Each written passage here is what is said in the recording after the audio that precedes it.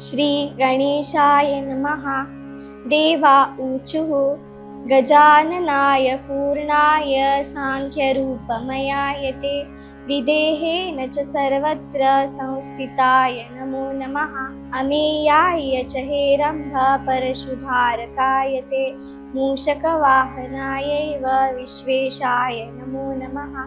अनन्तविभवायैव परेशां पररूपिणे शिवपुत्राय देवाय गुहाग्रजाय ते नमः।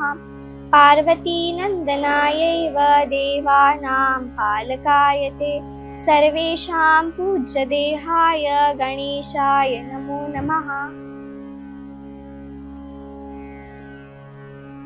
स्वानन्दवासिने तुभ्यं शिवस्य कुलदैवत विष्णुवादीनां विशेषेण कुलदेवाय ते नमः।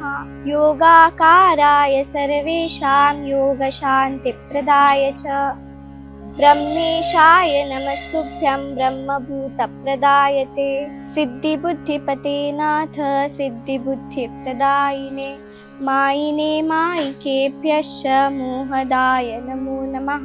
लम्बोदराय वैतुभ्यं सर्वोदरगताय च अमायिने च मायाया आधाराय नमो नमः।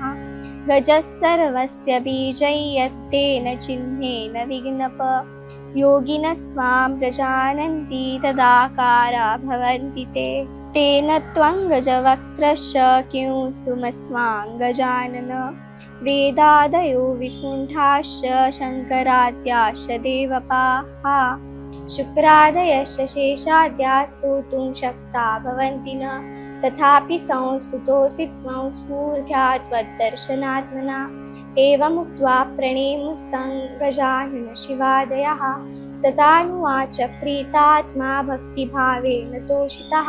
गजानन उवाच भवत्कृतमिदं स्तोत्रं मदीयं सर्वदं भवेत् पठते शृण्वते चैव ब्रह्मभूतप्रदायकम् इति श्रीमौद्गलोक्तं गजाननस्तोत्रम्।